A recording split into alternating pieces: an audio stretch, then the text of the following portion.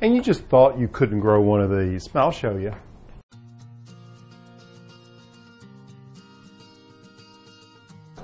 So help me with something. I don't understand this. People say, oh, I don't want to have houseplants because I can't grow them, I kill them. Hey, look, this is the easiest blooming houseplant you could possibly grow. I know it's an orchid. This is a Phalaenopsis orchid. It's also called a moth orchid, and it's called that because of these gorgeous flowers. Just take a look at them. They're supposed to represent moths, but I've never seen a moth so beautiful in my life, and they come in lots of different colors. They come in white, they come in various shades of pink and purple, even salmon and yellow. And I think they're a wonderful addition to any home. And like I said, they're so easy to grow. You don't want to overwater them. That kills them faster than anything. That's a mistake most people make. These things don't need water except for maybe once a week. You can even put just a few ice cubes on them to keep them watered. I even use a turkey baster to just get a little water to keep the bark mulch that surrounds the roots moist. You see, these plants are a part of a big family, the epiphytes, and they grow in trees. And so you can imagine they're not sitting in water. There's over 35,000 species of orchids out there. So looking at this gorgeous thing, you're just seeing the tip of the iceberg. When you buy these things, they typically come in a grower pot like this. And you can see those really big roots in here. They're just gorgeous, and you want to make sure that they stay vibrant like this. They're really white and full and fleshy.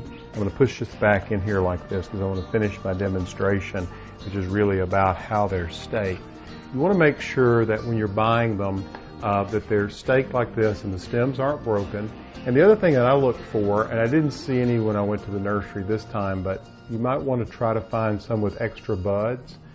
These flowers will last up to 3 months, but the more unopened buds you have, you're going to have more flower power coming out of that plant over time. Now, when it comes to light, you don't want to put these in direct sunlight. If you have western light that's direct, this plant is not going to last that long. You want it to be an indirect light. That's plenty for these orchids in order for them to keep the full color in the blooms and to keep the plants alive and vibrant. Okay, so you see these stakes. There's nothing attractive about them, and there's nothing attractive really about these clips. So what I like to do is take the orchid and customize it. And we're going to talk a little bit about ways you can customize these plants. One of the things I like to do is put them in my own containers. You know, these are okay. You know, if you've got a room where that works, then that's great. But what I like to do is use some things that already work in my home. So I have some of this green glazed ceramic that I like to use in the back parlor. And what I do is I take these orchids out of the plastic container and I shift them over into a plastic bag.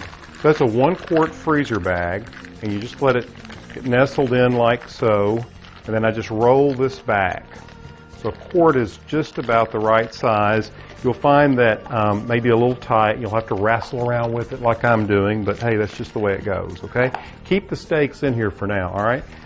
And I'm going to have this one. I'm just going to place it in here to hold while I get the other one out. Do the same with this one.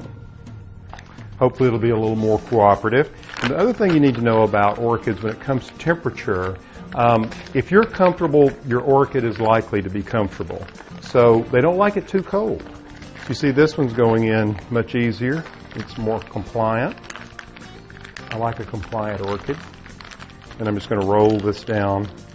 And you can see by leaving the top open, that bark, which it's grown in, is exposed, and you can add whatever amount of water you need to at any given time. Okay, now the trick here is to sort of arrange these in the container like this, and you want the two orchids to sort of work with one another.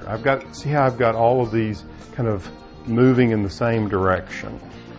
I've got them moving, it's like you want fish swimming in the same direction, like a school of fish.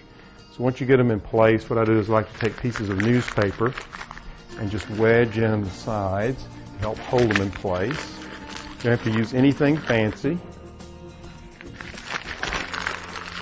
Just pack it in like that. And we'll have time to adjust these in just a minute. You want to make sure that they're really secure. Okay, just like that. And now it's time to replace these sticks. And I'm just going to take these clips off one at a time, because see how they flop like that? And in this case, what I'm going to use is some of this kiwi vine, because I think it's so interesting with the curls at the top. Just adds another little touch of visual interest. So I'm going to cut this down, and I'm going to simply stick that in like that. And you see, because of the curl, you've already got some support. And then I'm going to take some of this wire that's wrapped with jute, and I'm going to just make a little natural clip like this. Something you really don't see. It just kind of goes away. It looks natural. See? There we go.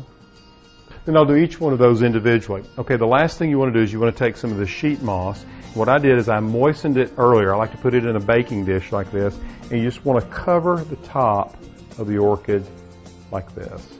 And I like to moisten this because it's so much more pliable and easy to apply to the top of your dish. And then I can place this in the room. If you like this tip and you think some of your friends might, subscribe to Eat How Home.